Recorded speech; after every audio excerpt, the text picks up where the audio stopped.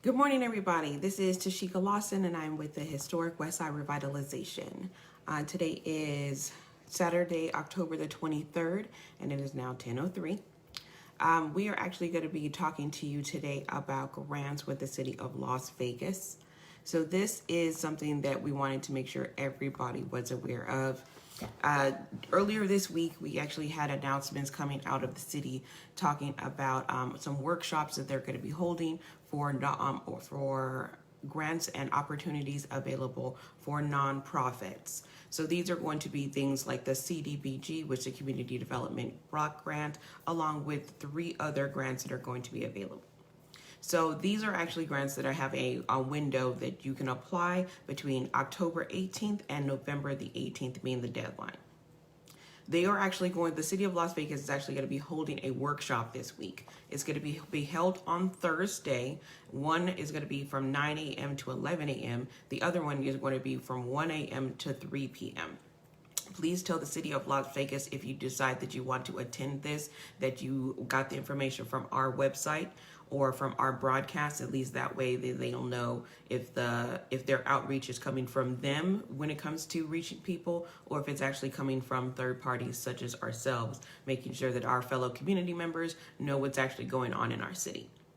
So as we've talked about before, especially inside of the West Side, things like the Community Development Block Grant or the Cdbg grant process is supposed to be used for it's a grant that's offered through the HUD, which is the Housing and Urban Development, and that is a federal program. So when it comes to making sure that we have transparency and a community inclusion, this is going to be one of those grants that we actually have to make sure that people are aware of.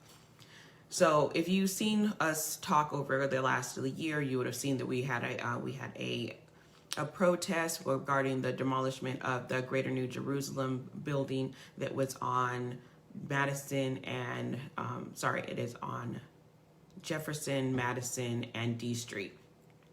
The actual funds that were used to purchase that building were actually used by the City of Las Vegas. They used this particular Community Development Block Grant to be able to acquire the building, and they also used part of those funds, as far as we were able to tell, to demolish the building.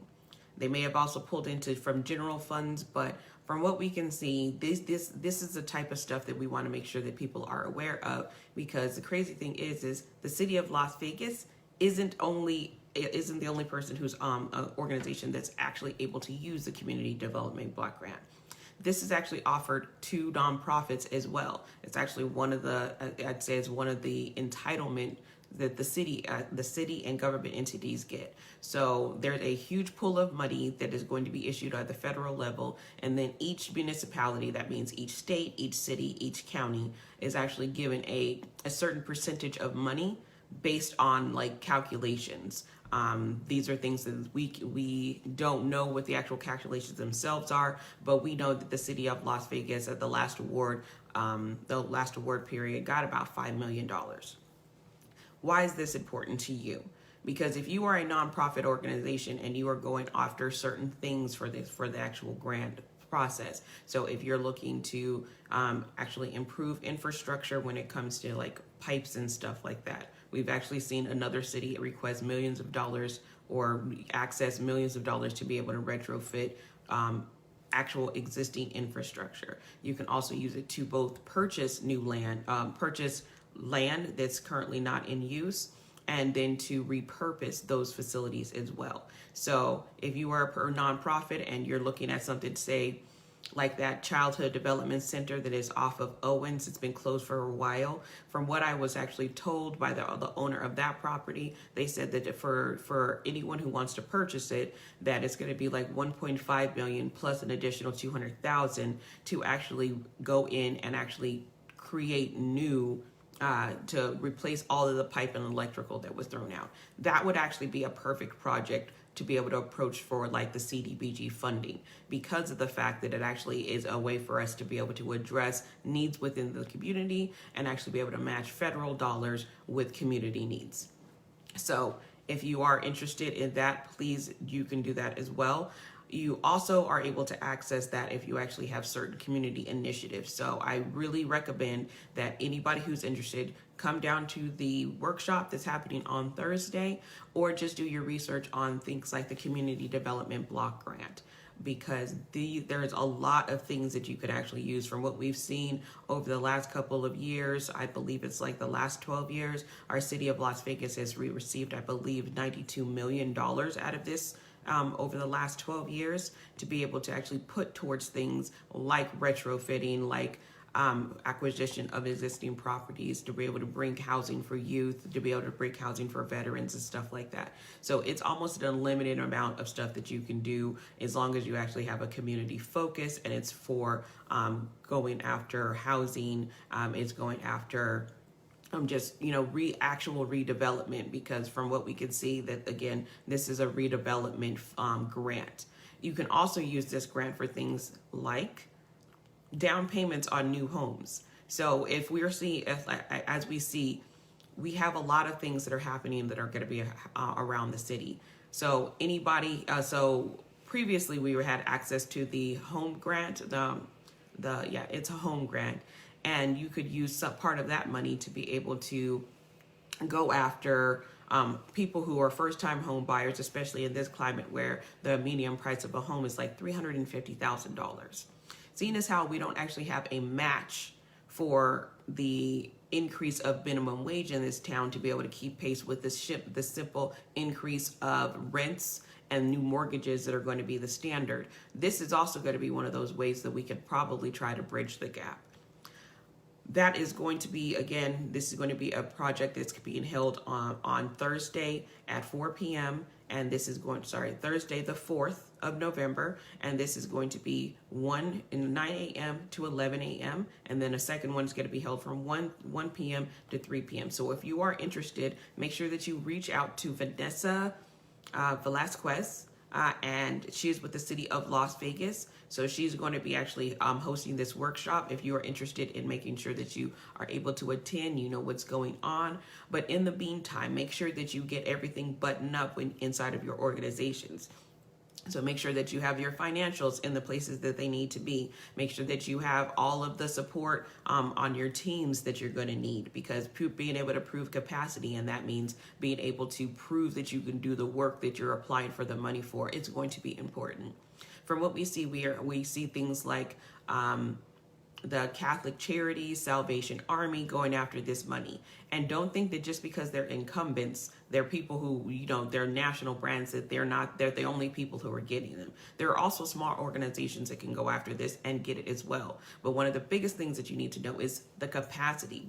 Just make sure that you can prove that if you get the money, or that you want the money, that you can actually do the work. This is this fund is usually granted in a 2-year period. So you make sure that you have a 24-month plan, month by month, having to do with your budget for your forecast. Make sure that you have a solid business plan and marketing strategy. So these are what we're actually seeing, because last year, I believe in 2020, the city was left with quite a bit of money. And unfortunately, since it's a 2-year grant period, they didn't have a second grant period to award any of the access money. So that means that money actually had to recycle into the actual people who were already awarded money, already awarded funding in those grants. At least that's what we were told by the community representatives inside of the city that we talked to. We wanted to make sure that at the very least, that anytime this stuff is coming out, that that's one of the requests that we had, is that we interact with the city all the time, and that we did not know about things like when the grant periods are actually open. So please, if you know somebody who has a nonprofit and they're interested in actually doing anything, this is not the only grant that they have, but most of their grant periods are going to be between October and November, closing either at the end of October or by mid to end of November. So you have to make sure that your applications are in, make sure that they are solid, no holes. And then at least they'll give you the ability to try to make an actual presentation, and for us to actually start bridging the gaps that we're seeing in our communities. The other thing that we wanted to make sure that everybody is aware of is that there are more grants and more business incentives than are actually available for us to see online.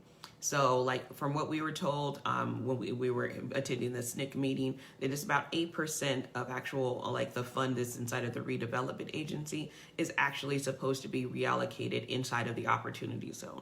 Inside of the opportunity zone, guess what, is the west side.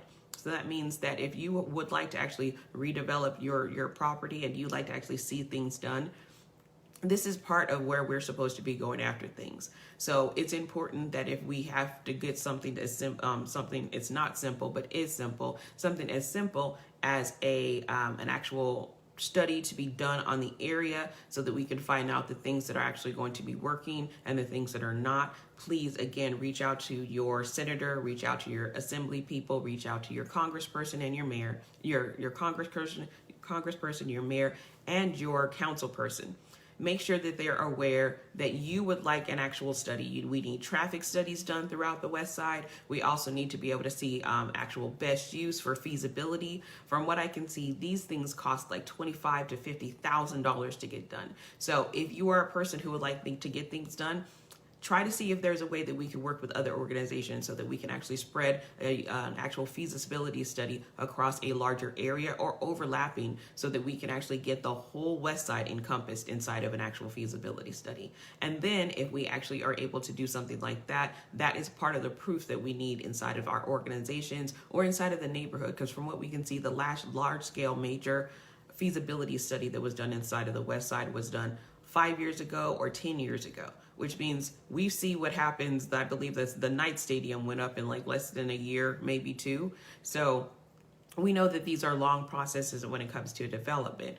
And we need to actually start thinking as a community on the same lines. Don't think about the 100-year plan. It's not the 100-year plan.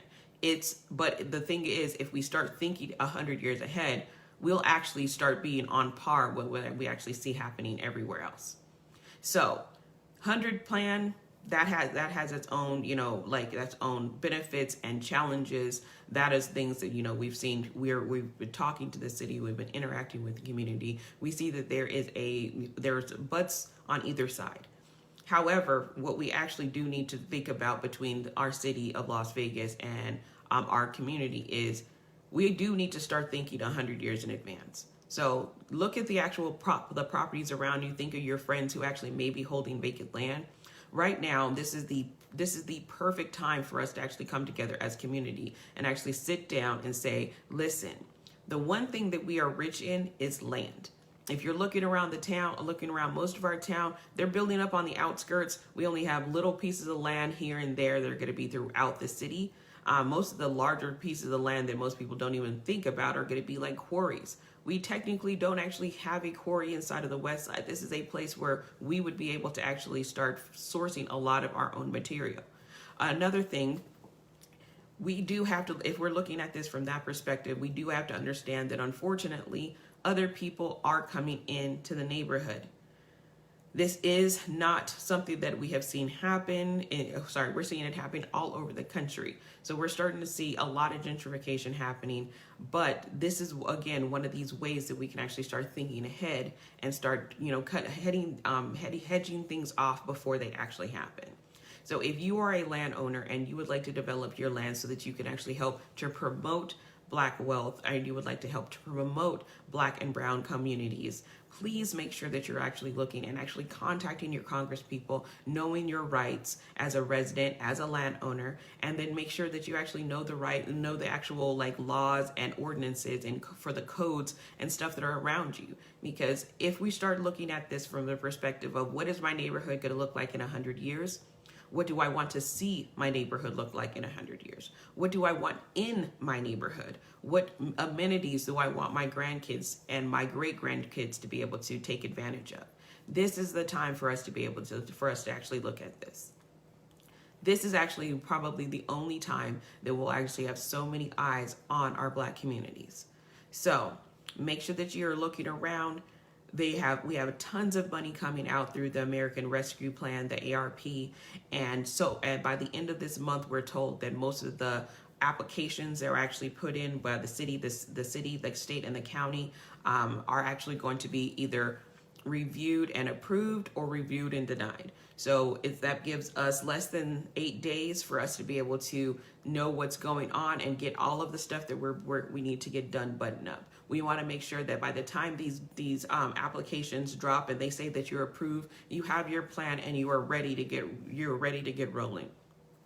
Even if you're going to need presentations, make sure that you have them available. Not everybody is going to get these grants. However, by you being ready for anything that is coming, it means that we are one step closer to getting what we want to see happen in the West Side to happen. So that is our video for today. Make sure that you visit the City of Las Vegas and check out their grants. We also have City of Centennial grants and the Centennial Foundations for historical sites, that's sites 50 years and older. Make sure that you're checking them out. If you have any questions, call into your city. It's their job to help you figure out what it is that you're looking at. So again, it's always great to see everybody. We look forward to seeing you next time. Have a great morning, and we will see you on Tuesday. Laters.